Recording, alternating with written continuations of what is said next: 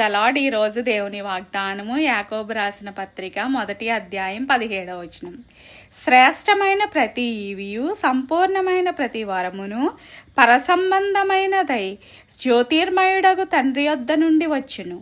ఆయన యందు ఏ చంచలత్వమైనను గమనాగమనముల వలన కలుగు ఏ ఛాయ అయినను లేదు.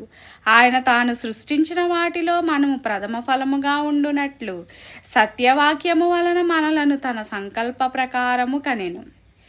మనకి దేవుడు ఏది అనుగ్రహించాలన్నా, ఏ వరం ఇవ్వాలన్నా కానీ అది పరలోకంలో నుండి దేవుడు మనకు అనుగ్రహిస్తాడు.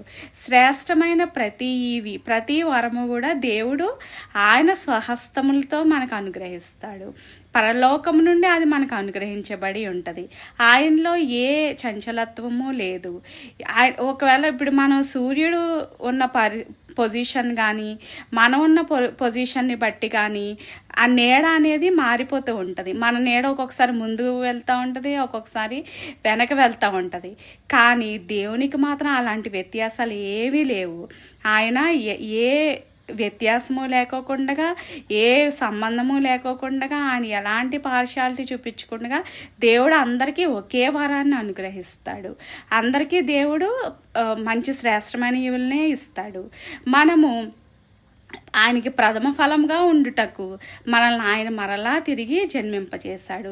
మనం బాప్తిసం పొందుట ద్వారా మనము మరలా జన్మించబడి ఉన్నాము. కాబట్టి మనందరము కూడా దేవుని అనుగ్రహం పొందుకోవడానికి, ఆయన అనుగ్రహించే వరాలన్నీ కూడా మనకు దేవుడు ఇవ్వడానికి దేవుడు మనకు ఎల్లప్పుడూ కూడా సహాయం చేయనుగాక.